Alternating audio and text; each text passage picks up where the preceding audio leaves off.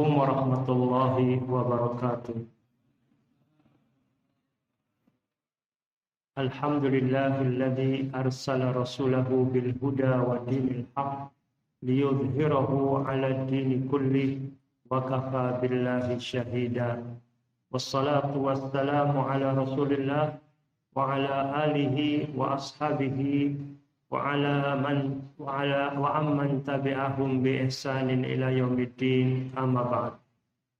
Alhamdulillah, segala puji bagi Allah Subhanahu wa taala yang telah memberikan kepada kita nikmat yang tidak terhitung banyaknya.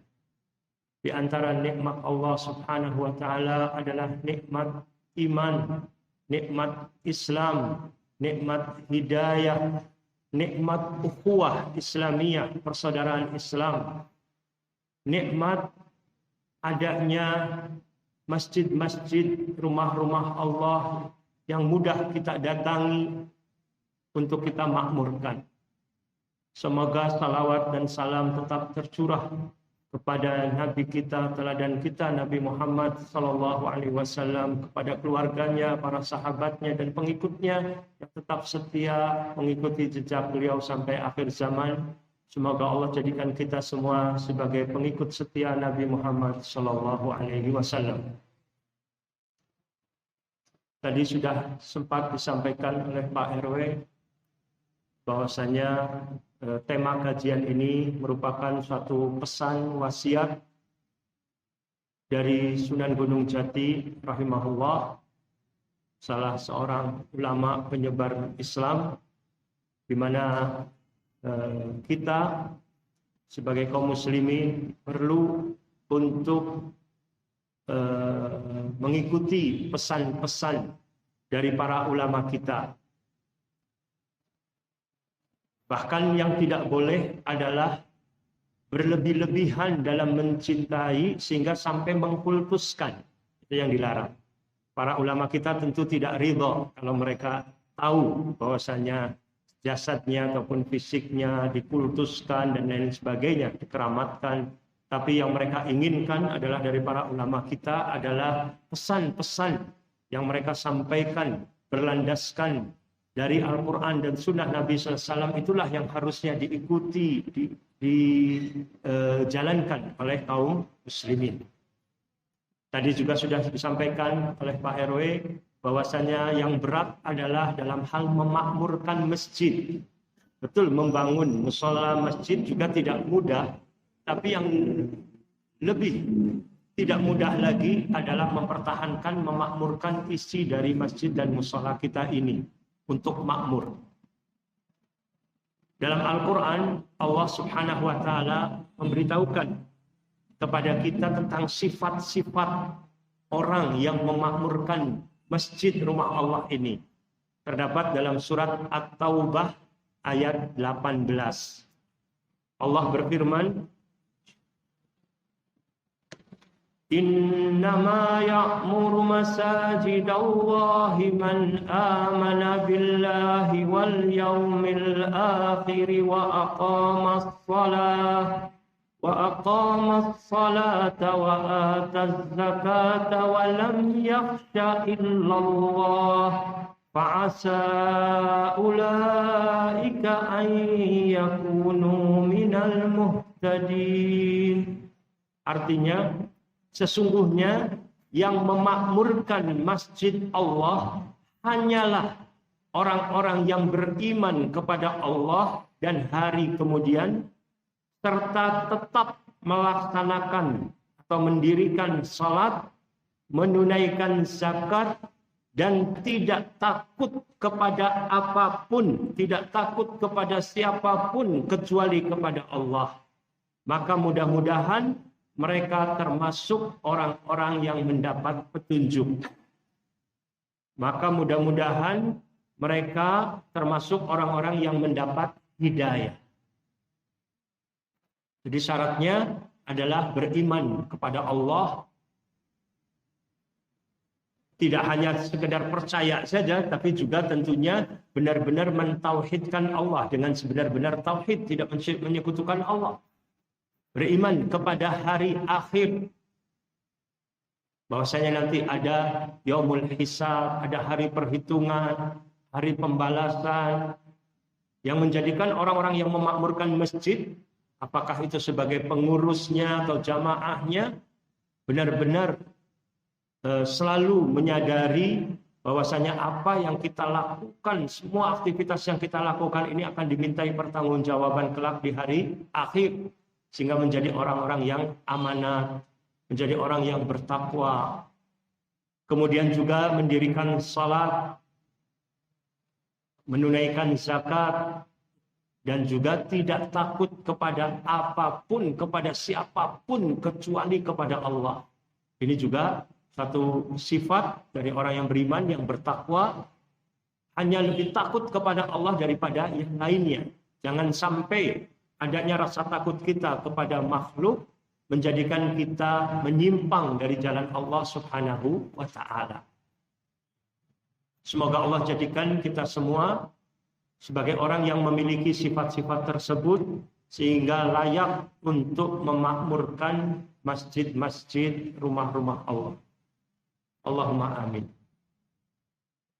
Kemudian pembahasan tentang masalah masjid, ya, saya akan bacakan sedikit dari sebuah buku tentang biografi Khalifah Utsman bin Affan radhiyallahu anhu.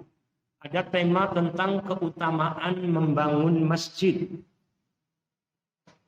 Hendaklah kita meneladani kisah Utsman radhiyallahu anhu dan kedermawanannya menginfakkan hartanya untuk perluasan masjid. Dalam masa kekhalifahannya, beliau memperluas juga Masjidil Haram dan Masjid Nabawi. Telah disinggung dalam halaman-halaman sebelumnya.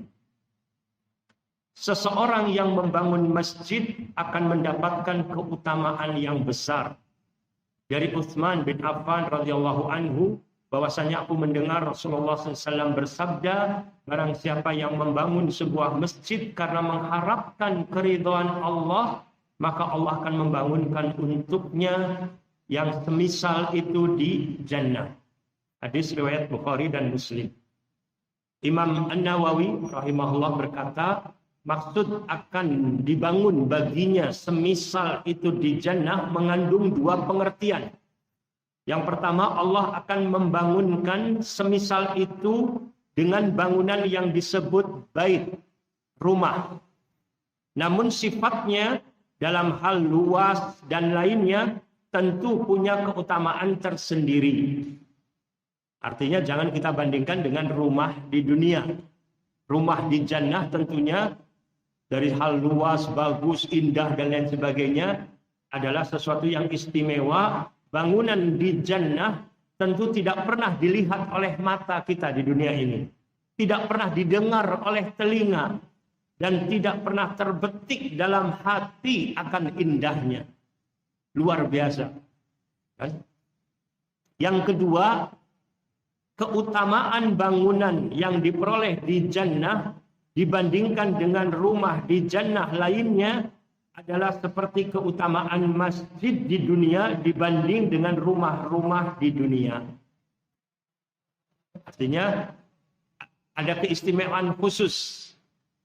Rumah di jannah disebabkan yang diberikan oleh Allah kepada orang yang berpartisipasi membangun rumah Allah di dunia ini lebih khusus dibandingkan rumah-rumah lainnya. Bagi yang belum mampu membangun keseluruhan masjid, maka ikut andil sebagian pun sudah dianggap dan mendapatkan pahala membangun masjid. Jadi jangan sampai tadi ketika disampaikan oleh Ketua DKM, bahwasanya ada yang memberi sedekah 1 sak semen atau mungkin kurang dari itu, merasa kecil hati bahwasanya apalah artinya. Tidak. Itu pun akan dimasukkan dianggap seperti mendapatkan pahala membangun masjid. Rasulullah SAW bersabda, "Man bana masjidan lillah kamabhasi qatah au asghar banallahu lahu baitan fil jannah." Siapa yang membangun masjid karena Allah, walaupun hanya sekecil sarang burung bertelur, maka Allah bangunkan baginya rumah di jannah. Hadis riwayat Ibnu Majah nomor 738. Al-Hafidh Abu Thahir mengatakan sanad hadis ini sahih. Ya. Tapi kalau kita dengarkan tadi dua hadis tadi tentang membangun masjid tadi, ada kata-kata tentang mengharapkan keridhaan Allah. Ini juga kembali nanti masalah niat. Pentingnya keikhlasan dalam membangun masjid, pentingnya keikhlasan juga dalam setiap aktivitas kita yang lain. Karena salah satu dari syarat diterimanya amal saleh adalah ikhlas karena Allah. Kemudian yang kedua, bahwasanya jangan kecil hati meskipun kita berpartisipasinya mungkin nilainya sedikit. Tapi itulah yang kita mampu, maka Allah akan melihat dari keikhlasannya, ketakwaannya, bukan dari jumlah besar atau jumlah besarnya. Kalau orang yang jumlahnya besar tapi tidak ikhlas juga percuma kan? Tetapi tentu kalau seorang berinfak dengan jumlah yang besar, ikhlas tentu itu lebih baik. Tapi Allah berikan karunia kepada manusia ini berbeda-beda. Dalam hal masalah rizki, kemampuan, dalam kekayaan. Ada yang kaya, ada yang miskin, semuanya ujian. Bagi orang yang diberi kelapangan rizki, apakah dia ini bersyukur kepada Allah SWT dan juga menggunakan sebagian dari rizki yang Allah berikan itu untuk dia infakkan di jalan Allah, termasuk salah satunya adalah membangun salat atau masjid, atau dia tidak bersyukur kepada Allah dan kufur nikmat. Adapun kebanyakan manusia adalah orang-orang yang kufur nikmat. Sedikit dari hamba-hamba Allah yang bersyukur. Wa qalilun min ibadiyas syakur. Maka dari itu kita berharap agar kita termasuk orang yang selalu bersyukur kepada Allah SWT. Dengan banyak doa juga. Supaya Allah kabulkan doa kita. Banyak kan tentang doa agar Allah jadikan kita ini menjadi hamba yang bersyukur. Di dalam Al-Quran ada doa Rabbi auzi'ni an ashkura ni'mataka allati an'amta alayya wa ala walidayya wa an a'mala salihan tardahu wa adkhilni birahmatika fi ibadika salihin. Ada di surat An-Naml ayat 19. Ada lagi Rabbi auzi'ni an ashkura ni'mataka allati an'amta alayya wa ala walidayya wa an a'mala salihan tardahu wa aslih li fi dzurriyyati inni tubtu ilaik wa inni minal muslimin. Terdapat dalam surat Al-Ahqaf ayat 15. Yang salah satunya adalah mohon agar Allah karuniakan, Allah berikan taufik, ilham kepada saya untuk dapat mensyukuri nikmat Allah. Jadi bersyukur kepada Allah juga. Kalau Allah belum berikan taufik pada kita, kita tidak menjadi orang yang bersyukur. Maka perlu doa. Kemudian juga diantaranya adalah doa Allahumma a'inni ala dzikrika wa syukrika wa husni ibadatik. Ya Allah, a'inni, bantulah aku, tolonglah aku untuk dapat mengingatmu, untuk dapat mensyukuri nikmatmu, dan untuk dapat beribadah kepadamu dengan baik. Karena kita manusia yang lemah. La haula wa la quwwata illa billah. Tidak ada daya dan kekuatan kecuali dengan pertolongan Allah. Kita hamba yang lemah meminta kepada Allah agar membantu, menolong, memudahkan untuk kita dapat berzikir, bersyukur, dan beribadah dengan baik.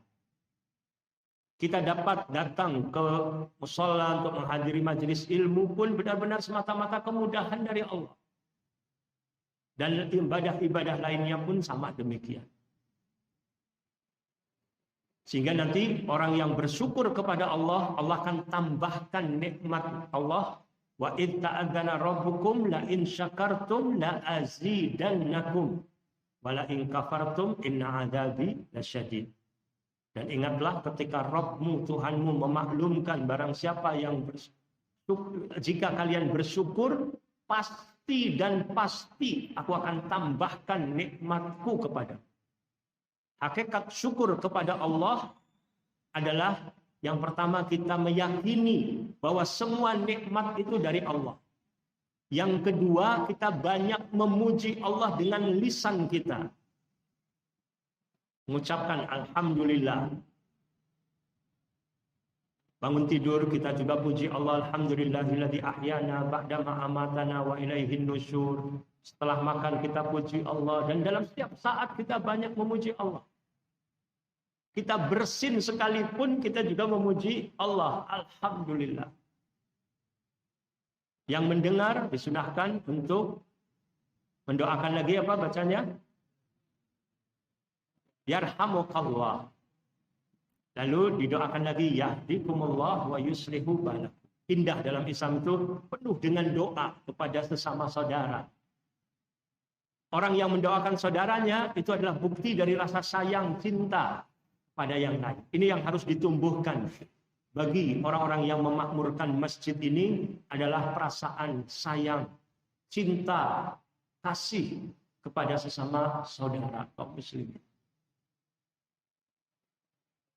Bahkan dalam Islam kepada yang bukan muslim pun kita dilarang untuk menzalimi, berbuat zalim, tidak.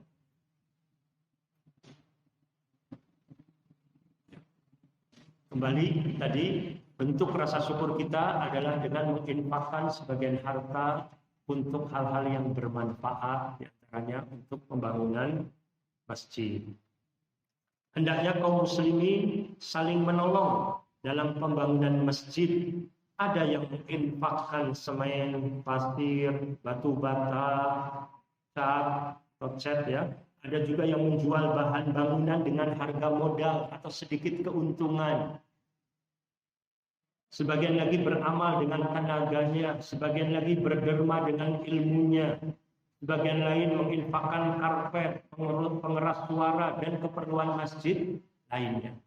Ini pentingnya umat Islam ini untuk saling menolong. Allah berfirman, wa ta'awanu 'alal birri wat taqwa, wa la ta'awanu 'alal itsmi wal 'udwan. Tolong menolonglah kalian dalam hal kebaikan dan takwa. Dan jangan kalian tolong menolong dalam hal dosa dan permusuhan.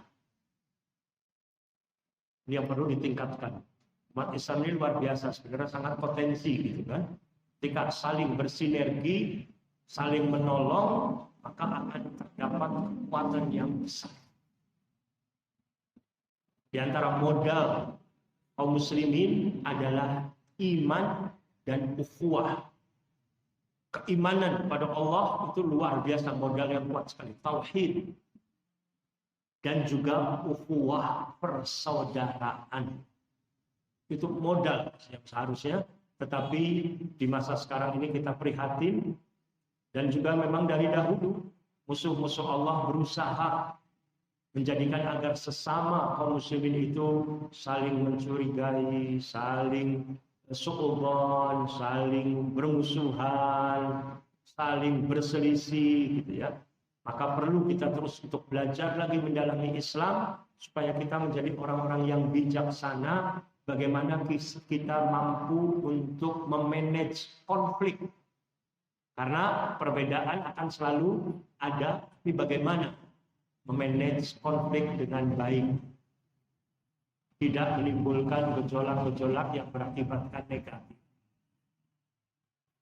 Alhamdulillah, saya senang sekali di saat sekarang ini juga berkumpul pengurus dari Mushola Al-Hikmah, dari Mushola Al-Hidayah, dari Masjid Nurul Iman ya, Nurul Muttaqin.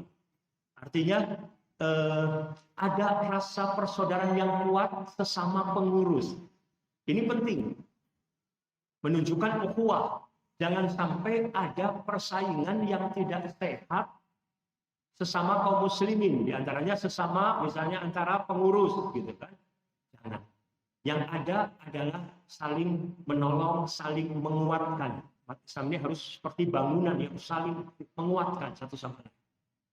Jangan adanya persaingan yang tidak sehat. Adanya hasad, dengki, iri misalnya. tidak boleh. Ukhuwah harus tetap dijalankan. Sesama dai, sesama ustadz juga harus seperti itu. Jangan ada persaingan yang tidak sehat. Sehingga seorang akan senang sekali apabila banyak ustadz yang bisa berdakwah, alhamdulillah beban saya jadi lebih ringan. Kalau ada kekurangan ustadz lain, bagaimana caranya memperbaiki, meluruskan dengan cara yang bijaksana. Bukan kesempatan untuk dijatuhkan, misalnya dicegah, supaya dimusuhi oleh masyarakat dan lain sebagainya. Tapi jiwa untuk tadi, rahmah, rasa sayang tadi, itu yang akan mengakibatkan, dan keikhlasan seseorang, itu yang akan menjadikan seorang itu selalu menjadi pembuka pintu kebaikan dan menjadi penutup pintu keburukan. Dan kita selalu berdoa, di antara doa Nabi SAW, di bagian akhir dari doa, waj'alna hudatan muhtadin. Ya Allah, jadikanlah kami sebagai orang yang mendapatkan hidayah, dan menjadi penyebab orang lain mendapatkan hidayah. Sehingga kita fastabiqul khairat yang ada. Berlomba-lomba dalam kebaikan. Bersaing boleh, tapi persaingan yang sehat untuk kita berbekal sebanyak-banyaknya untuk menghadap Allah ini dengan fastabiqul khairat. Berlomba-lomba dalam kebaikan.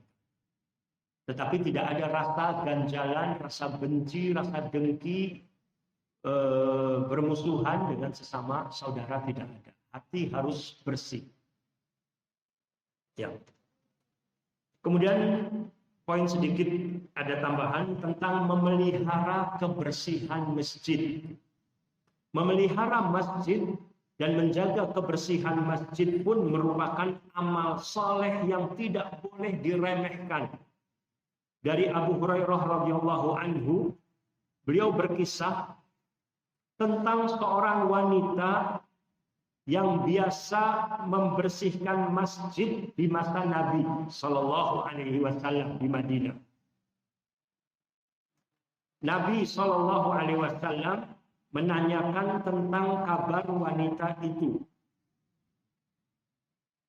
Ketika Nabi berada di masjid, Nabi merasa kehilangan, kok tidak melihat perempuan tersebut yang biasa membersihkan masjid dan tinggal juga disediakan tempat di lingkungan masjid untuk tinggalnya. Dia hidup sebatang kara sendiri. Wanitanya berkulit hitam. Nabi masih sempat bertanya kepada sahabat, kemana si fulana yang biasa membersihkan masjid? Para sahabat menjawab, telah wafat, sudah meninggal. Nabi menegur para sahabat, mengapa kalian tidak memberitahukan kepadaku? Para sahabat mengira bahwa pekerjaannya tersebut tidak terlalu terpandang. Rasulullah SAW bersabda, tunjukkan aku makamnya. Mereka pun menunjukkan makam wanita tersebut, kemudian beliau sholat. Sholat jenazah, tapi ya, di makam tadi bukan sholat biasa yang ada ruku sujud, tidak ada. Hadis muttafaqun alaih, riwayat Bukhari dan Muslim.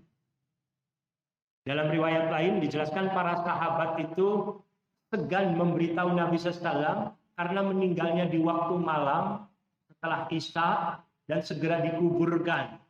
Sedangkan Nabi SAW biasanya setelah Isya itu sudah tidak banyak ada kegiatan dan segera untuk istirahat tidur.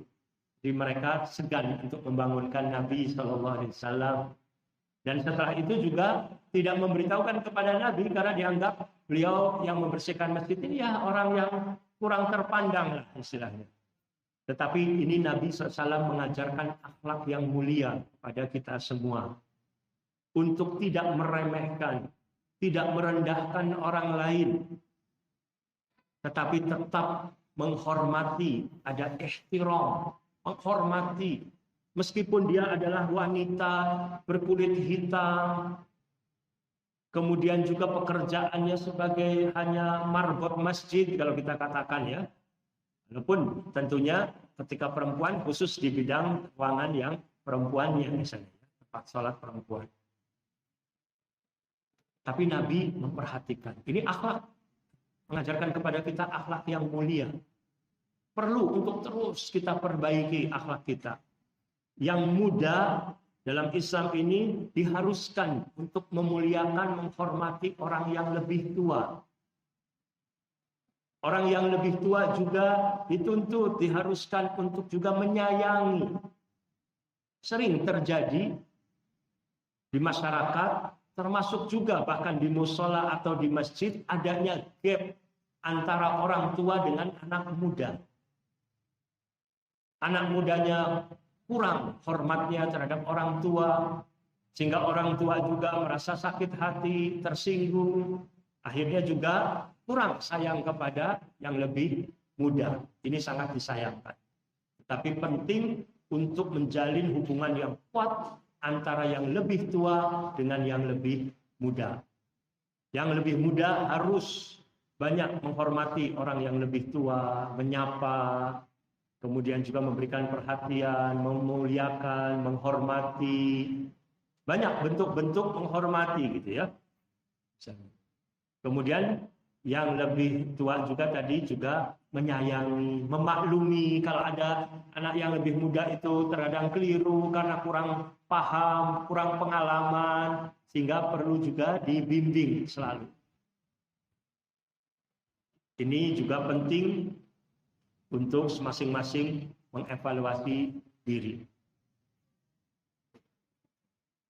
Termasuk juga bagi jamaah mushola atau masjid juga untuk juga menghormati jamaah lainnya, siapapun mereka gitu ya.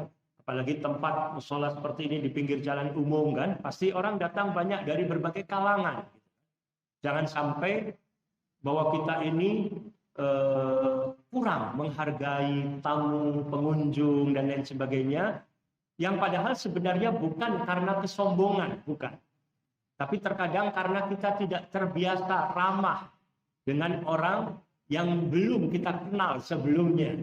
Sehingga terkesan sepertinya angkuh, bermuka masam. Ini perlu dilatih, terutama para pengurus dan jamaah masjid, agar bersikap ramah kepada jamaah yang lain, pengunjung yang meskipun mungkin belum pernah kita kenal. Karena ini rumah Allah milik kaum muslimin semuanya. Sehingga ramah kepada orang yang baru datang mau ikut sholat ataupun yang datang untuk ikut kajian. Karena sebagian dari jamaah yang tidak rutin datang itu terkadang juga segan ketika melihat sepertinya jamaah yang ada memandangnya kurang ramah misalnya. Atau memandangnya bagaimana, mukanya tidak senyum dan lain sebagainya. Akhirnya merasa oh, ini masjid bukan masjid untuk umum sepertinya, ini masjid khusus misalnya. Padahal sebenarnya mushola atau masjid ini untuk umum kaum muslimin yang lain. Ya. Jadi ini tadi pelajaran dari kisah tersebut, bagaimana Nabi SAW menghormati orang yang dianggap orang kecil dan lain sebagainya. Karena bisa jadi menurut penilaian manusia orang tersebut orang yang diremehkan, tapi di sisi Allah adalah orang yang dimuliakan oleh Allah Subhanahu wa taala. Adapun penilaian manusia bahwa dia orang yang besar, orang yang dihormati, tapi ternyata di sisi Allah SWT adalah orang yang dihinakan oleh Allah SWT. Jadi ukurannya adalah kemuliaan itu adalah dengan takwa kepada Allah. Syekh Abdullah bin Saleh Al-Fauzan dalam bukunya Al-Fawaid Al-Majmu'ah menjelaskan setelah menukil hadis tadi, hadis ini merupakan dalil akan keutamaan pekerjaan membersihkan masjid. Sampai-sampai Nabi SAW mensolatkan jenazah orang yang biasa membersihkan masjid. Menyolatkan jenazahnya di kuburan. Karena Nabi tidak sempat ikut menyolatkan pada saat di masjid. Itu menunjukkan bahwa perbuatan membersihkan masjid merupakan amalan yang agung. Amalan yang besar. Bagus juga kalau urusan kebersihan masjid ini tidak hanya dibebankan kepada marbot atau pengurus saja, tetapi semua jamaah ikut merasa memiliki dan menjaga kebersihan masjid. Terkadang diberikan air minum ya, air mineral gelas, ketika kita pulang pun kita bawa, kita buang di tempat sampah dan seterusnya, sehingga benar-benar kita jaga kebersihan masjid dan musola.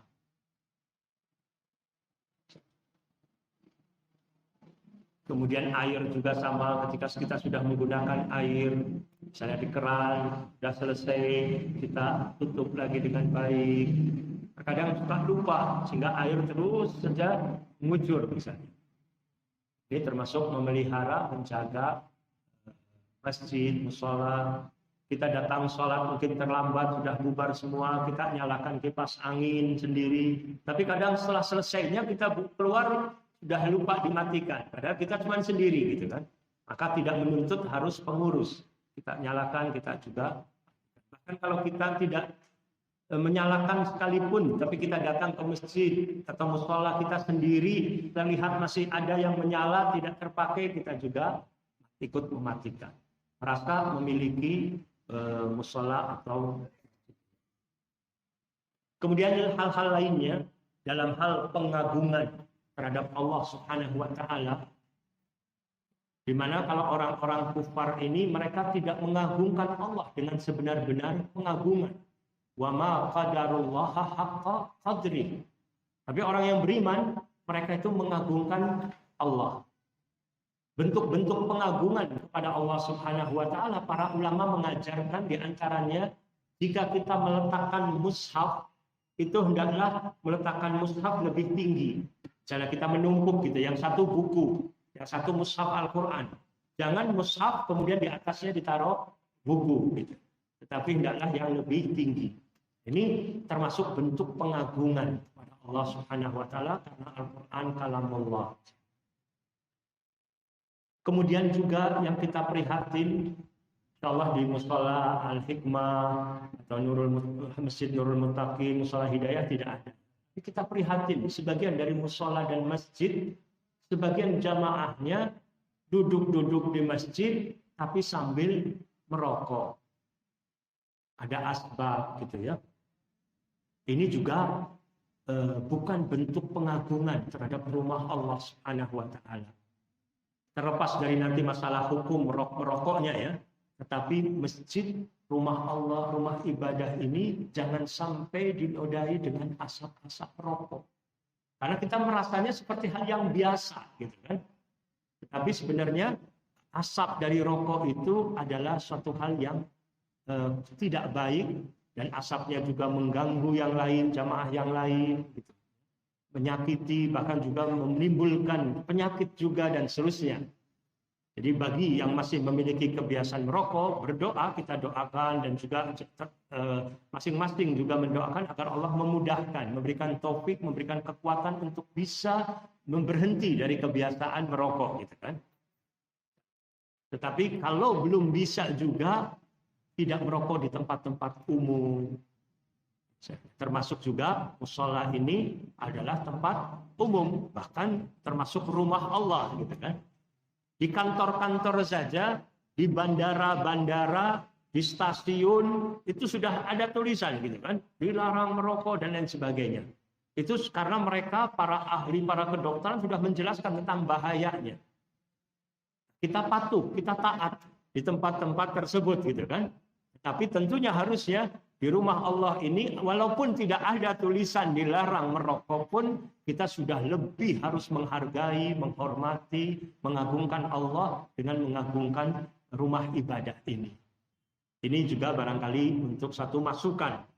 Artinya terkadang sebagian tidak terpikir, tidak ada maksud untuk merendahkan Allah, meremehkan Allah, tidak ada.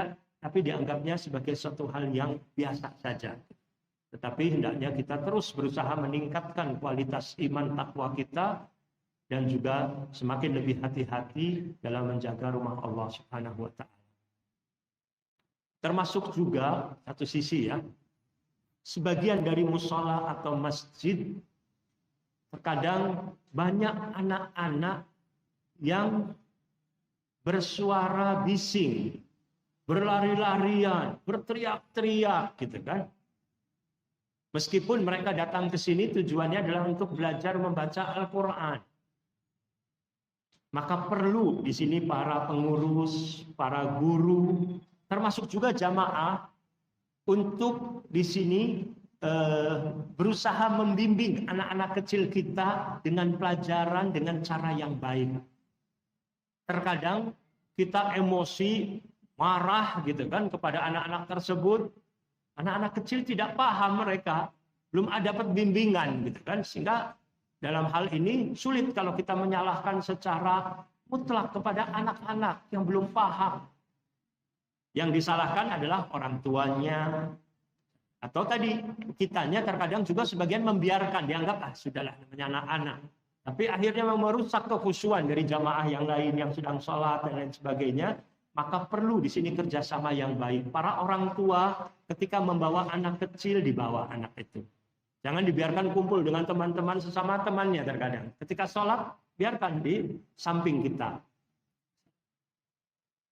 Atau kita jelaskan juga, kalaupun dia merasa ingin berkumpul dengan temannya, dijelaskan tentang adab, ini rumah Allah, bukan untuk berteriak-teriak. Boleh nanti berteriak-teriak di taman bermain, misalnya di tempat yang sifatnya terbuka, atau mungkin di rumah kita sendiri, misalnya. Tapi dididik, anak-anak itu dididik. Sebagian dari pengurus atau jamaah mendidiknya dengan keras sekali kepada anak-anak tadi. Marah dengan pemarah. Bahkan sampai terkadang gitu dengan disayangkan, dengan dipukul gitu.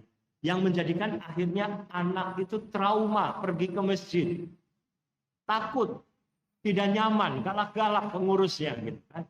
Akhirnya tidak mau lagi berangkat ke masjid, dan ini terjadi dalam kehidupan sehari-hari.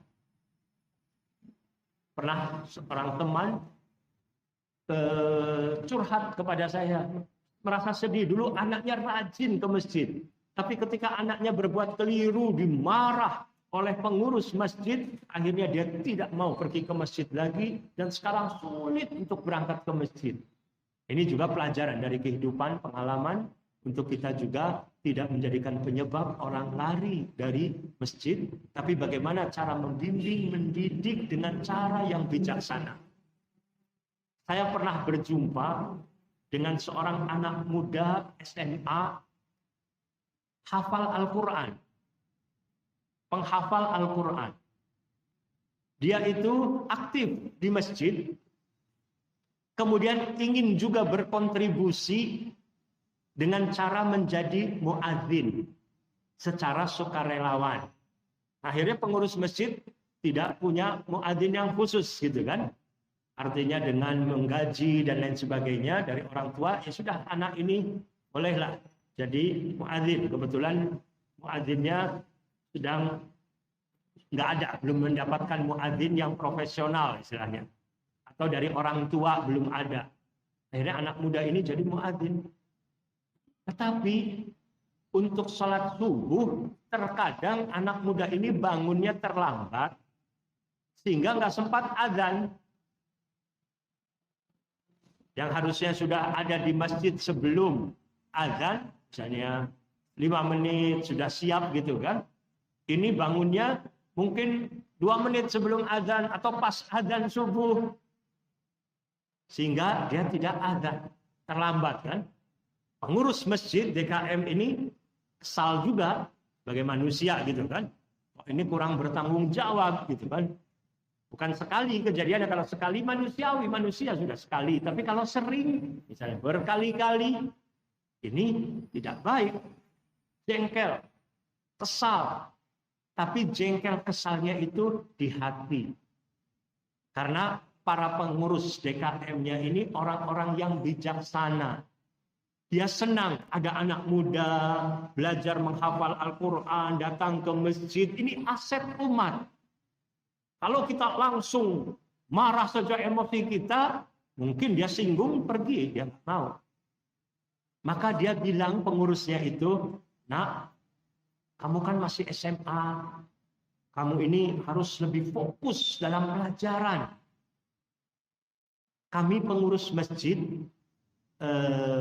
berniat untuk mencari muadzin dari orang tua, supaya nanti kamu fokus dulu di sekolah.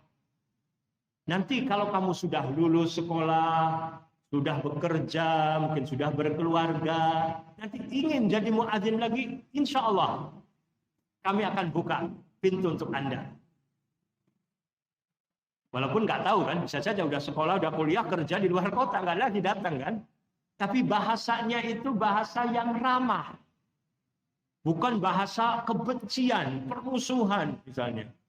Kadang kita suka lupa, emosional. Kamu kasih tanggung jawab, nggak becus, dan lain sebagainya. Hal-hal yang tidak nyaman. Coba kita pelajari bagaimana Nabi SAW bersikap terhadap pembantunya. Anas bin Malik radhiyallahu anhu.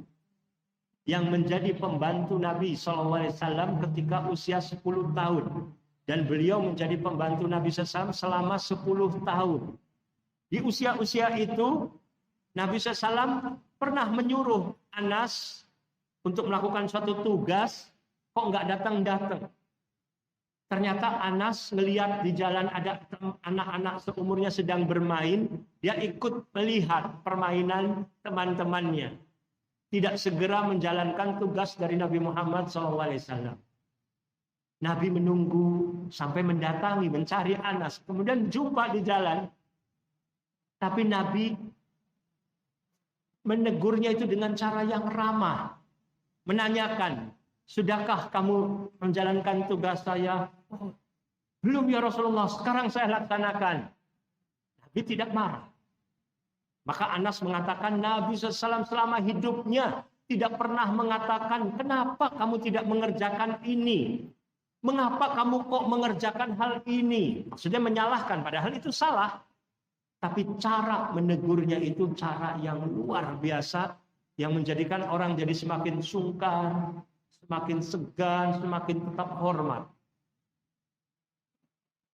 Ada seorang direktur di suatu kantor, ketika melihat ada plastik sampah di lantai, dia mengambil sendiri dan memasukkan ke tempat sampah. Dia tidak menegur, siapa ini yang membuang sampah sembarangan.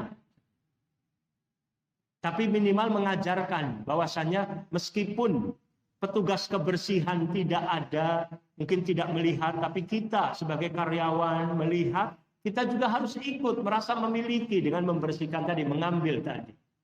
Ini kok harus direktur yang paling tinggi yang melakukan tugas tersebut. Ini suatu pelajaran.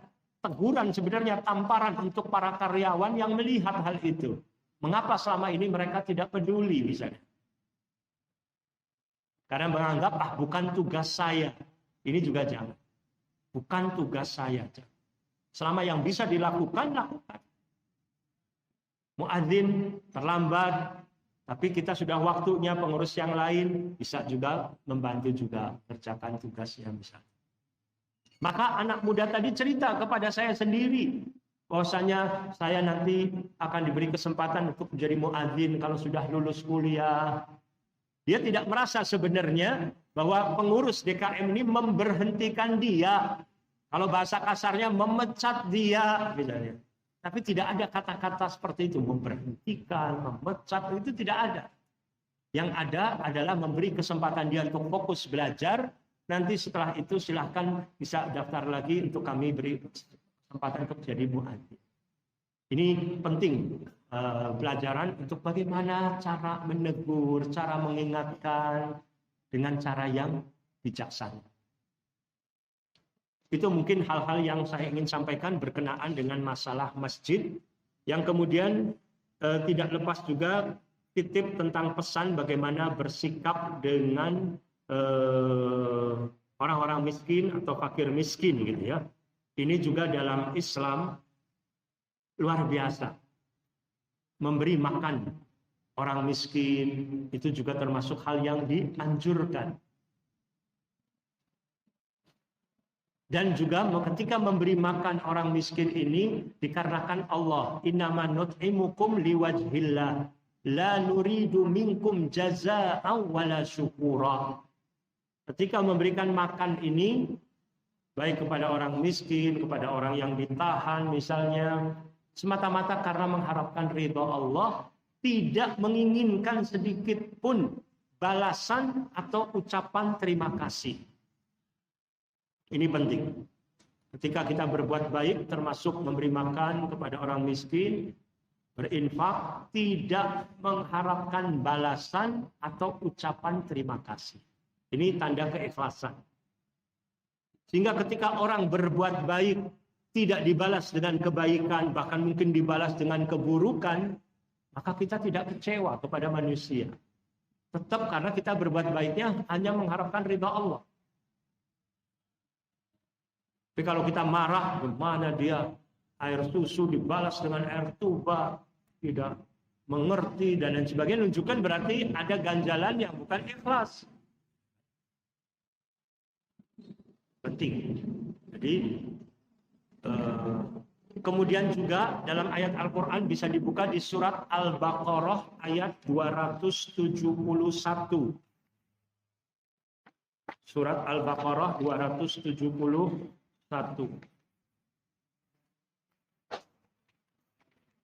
Allah berfirman,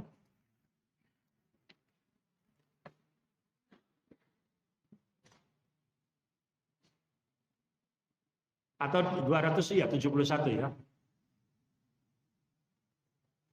Atau ayat 270-nya terlebih dahulu sebelumnya. Wa ma anfaqtum min nafaqatin aw nadhrin wa ma anfaqtum min nafaqatin aw nadartum min nadhrin fa innallaha ya'lamu wa ma lidh-dhalimina min ansar. In tubdus sadaqati fa ni'mahi wa in tukhfuha aw tu'tuha al-fuqara fa huwa khairul lakum wa yukaffiru 'ankum min sayyi'atikum wallahu bima ta'maluna khabir.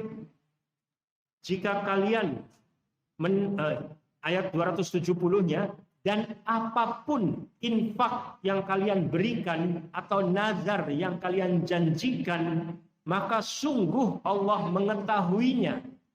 Dan bagi orang zalim tidak ada seorang penolong pun. Jadi Allah Maha mengetahui apa yang kita infakkan, apa yang kita nazarkan, dan Allah juga dalam ayat lain, apapun yang kita infakkan Allah akan menggantinya, akan memberi ganti. Di dunia atau di akhirat. Kemudian juga peringatan dari ayat ini bahwasanya orang-orang yang berbuat zalim itu tidak memiliki seorang penolong pun. Padahal kita dalam hidup ini tidak bisa sama sekali hidup sendiri. Kita butuh pertolongan, terutama tentu pertolongan dari Allah Subhanahu wa taala. Maka kita jangan sekali-kali menjadi orang yang zalim, menyakiti orang lain. Kemudian ayat berikutnya, jika kalian menampakkan sedekah-sedekahmu, maka itu baik. Kok menampakkan sedekah baik? Iya. Kalau menampakkan sedekah karena Allah, itu baik tetap. Tidak semuanya harus disembunyikan. Bisa jadi orang menampakkan sedekah untuk motivasi. Tujuannya, Allah yang Maha tahu hati seseorang, supaya orang lain bisa mencontoh. Maka ini kebaikan. Menceritakan bahwa Mushola Al-Hidayah atau Mushola Al-Hikmah atau Masjid Nurul Muttaqin mengadakan kegiatan memberikan makan untuk jamaah masjid setiap Jumat subuh setelah selesai sholat Jumat, atau misalnya setelah selesai sholat Jumat kita memberitahukan ada buka bersama nanti dan lain sebagainya, sehingga di Facebook misalnya, di media sosial orang melihat kami juga pengurus masjid bisa mencontoh. Ini satu kebaikan. Tapi kalau tujuannya untuk riya, supaya dipuji oleh manusia, supaya diberi penghargaan oleh manusia, naudzubillah, rusak amalnya gitu. Allah yang Maha tahu. Dan kita tidak bisa menilai, menghukumi hati orang lain. Kadang kita juga mudah sekali menilai, wah riya dia dan sebagainya, naudzubillah. Menilai hati sendiri saja kita tidak mampu, tidak bisa. Apakah benar amalan yang kita lakukan ini benar-benar ikhlas karena Allah, kita tidak tahu. Berapa banyak orang yang menyangka amalannya ikhlas, tapi na'udzubillah di akhirat Allah tolak. Ternyata infaknya ria, jihadnya ria, baca Qur'annya juga ria, dan seterusnya. Maka kita perlu terus mengevaluasi hati. Maka bagus sekali, tadi disampaikan ada juga kajian tentang a'malul qulub, amalan-amalan hati.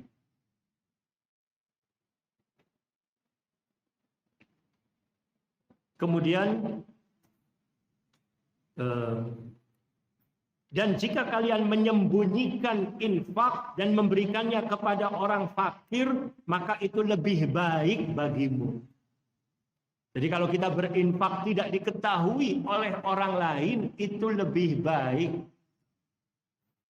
Jadi kita juga harus punya banyak amalan-amalan yang tidak diketahui oleh orang lain. Istri kita tidak tahu, anak kita tidak tahu, orang tua kita tidak tahu, dan lain sebagainya. Perlu amalan-amalan tersebut.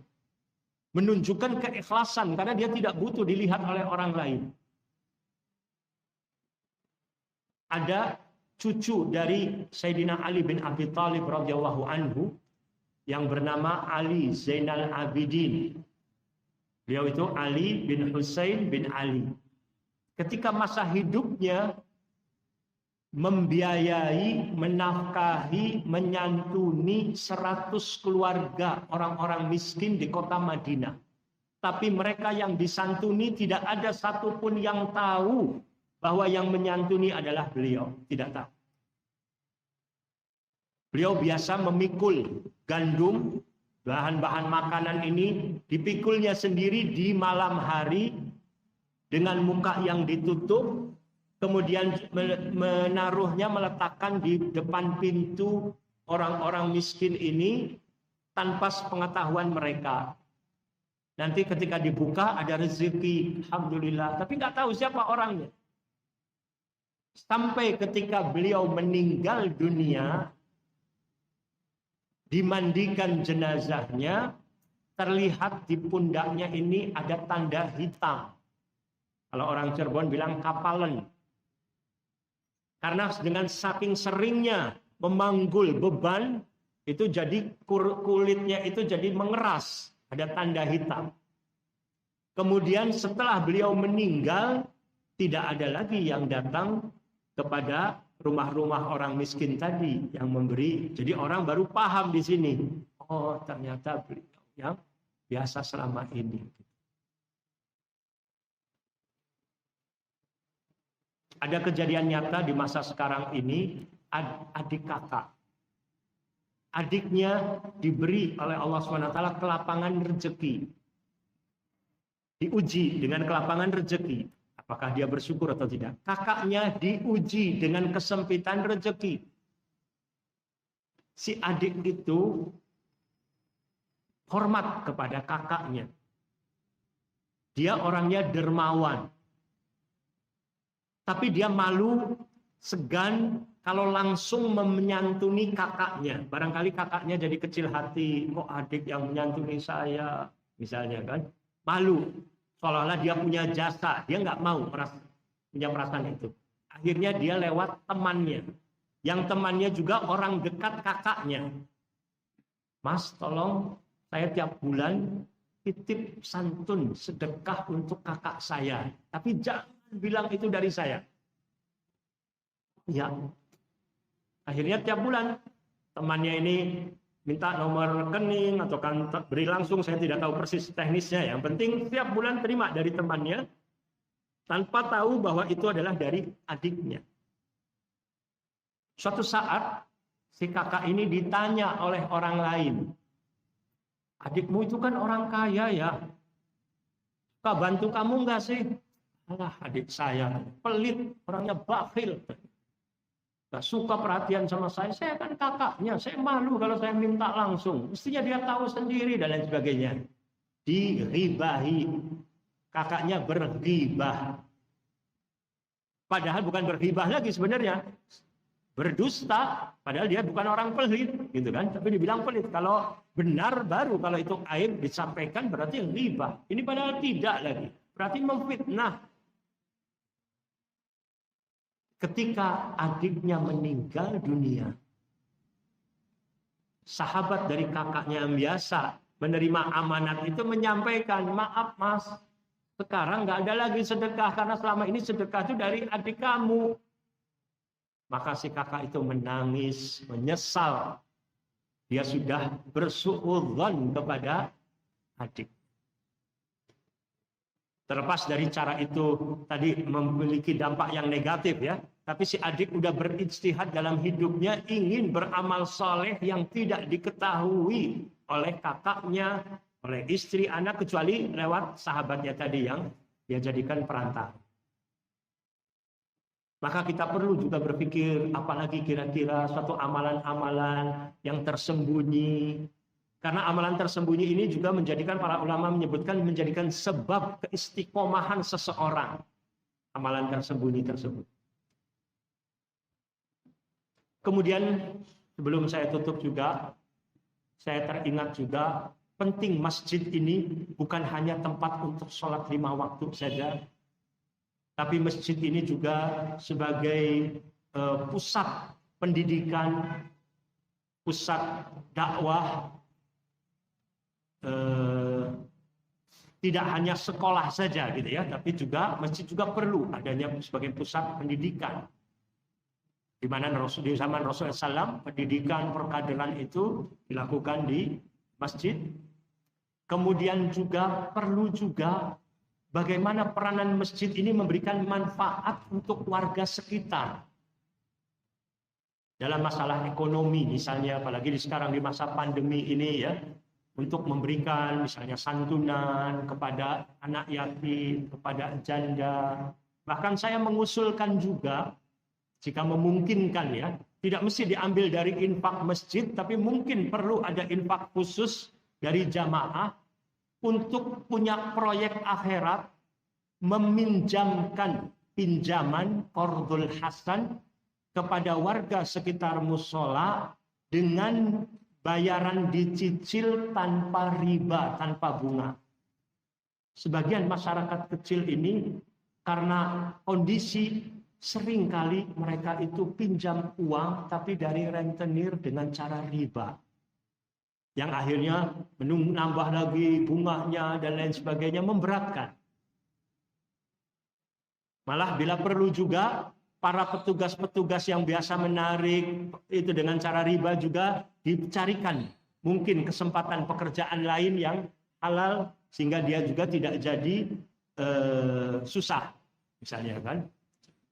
Tapi tadi kalau bisa orang-orang yang biasa mungkin ya pedagang kecil yang jual rujak, warungan dan lain sebagainya sering pinjam dengan cara riba, kemudian musola atau masjid menawarkan adanya pinjaman, kemudian nanti dicatat dan lain sebagainya, menjadikan mereka akhirnya juga jadi aktif pergi ke masjid, yang tadinya tidak sholat mungkin jadi sholat dan lain sebagainya. Ini adalah satu terobosan-terobosan yang cukup baik kiranya untuk bisa diamalkan. Wallahu a'lam.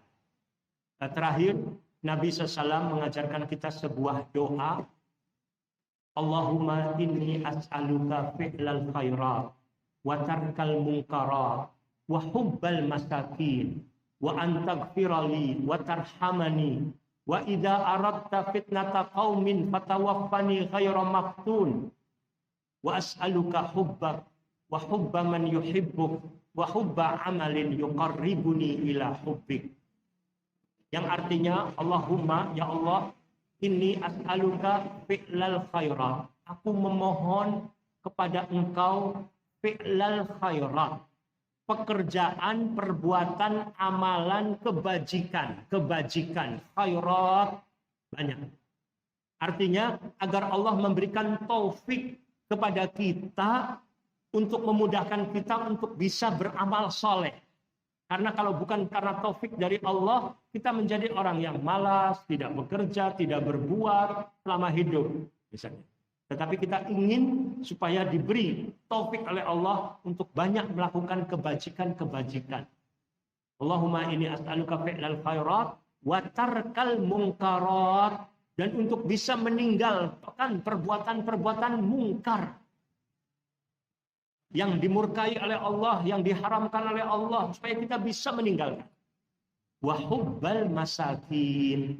Ya Allah juga berikanlah taufik kepada kami untuk bisa menjadi orang yang cinta kepada orang-orang miskin.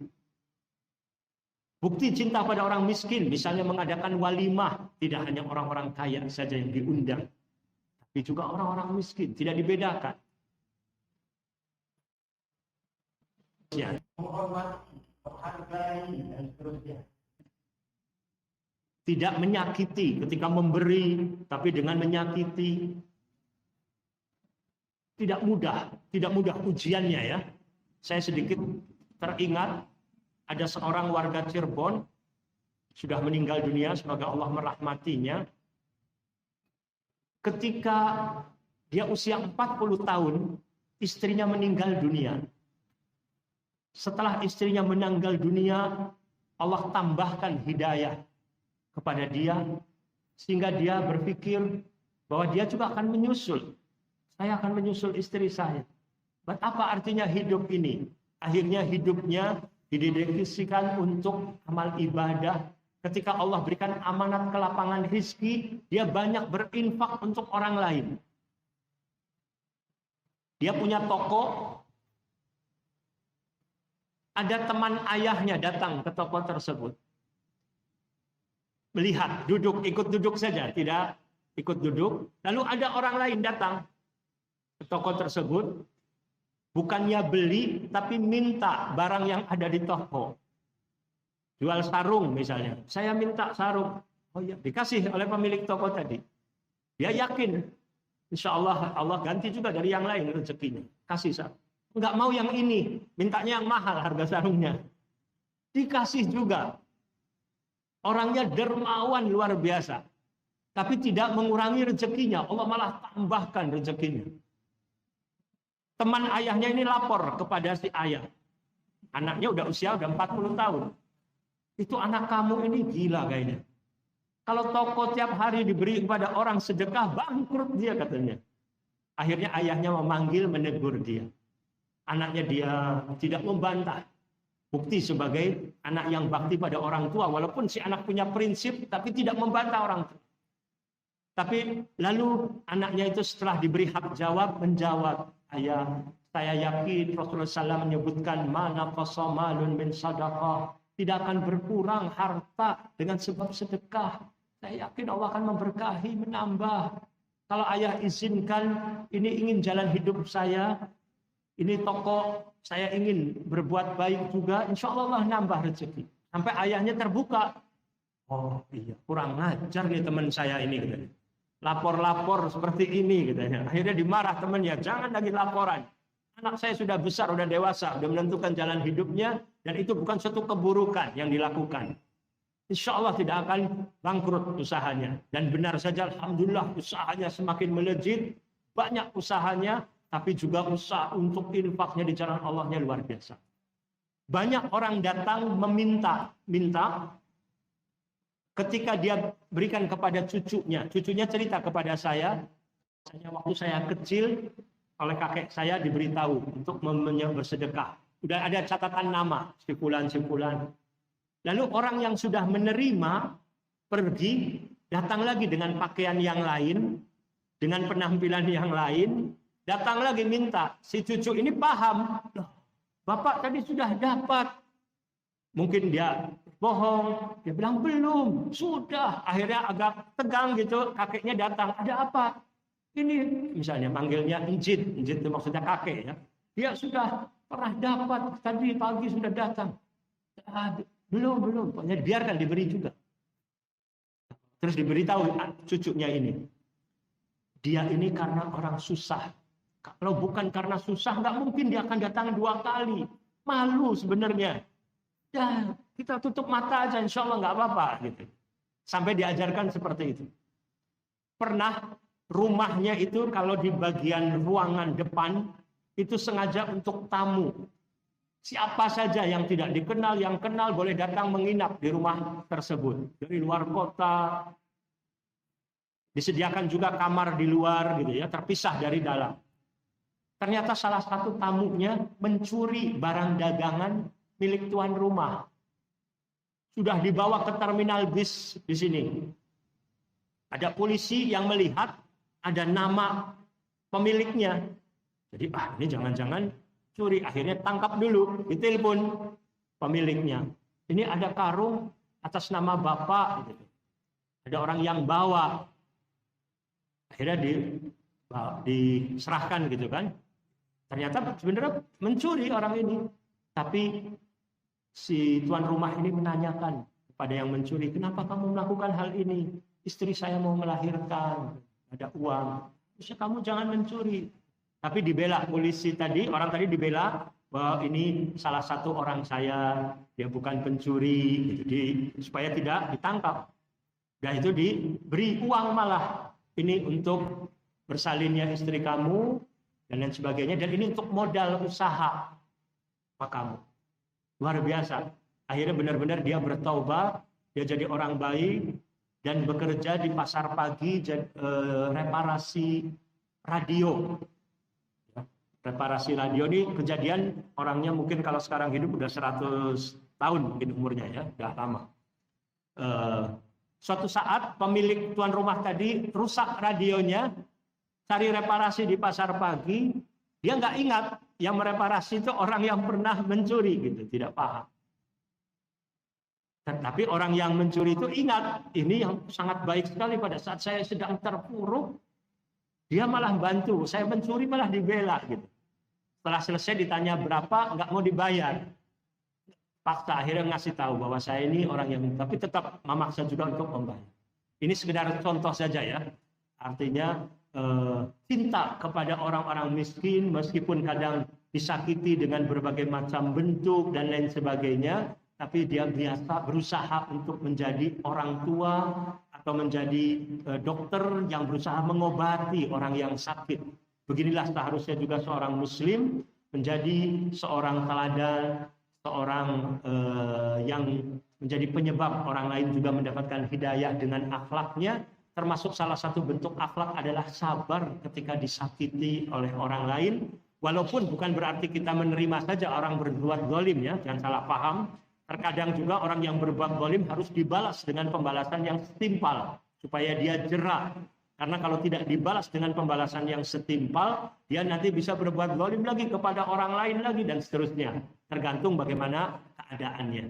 Jadi tak ada kalanya dengan dimaafkan itu lebih baik maka maafkan. Apabila tidak dengan dimaafkan itu lebih baik, maka hendaklah tidak dimaafkan, tapi diberi hukuman dengan hukuman yang setimpal. Tapi pada umumnya adalah memaafkan adalah lebih baik.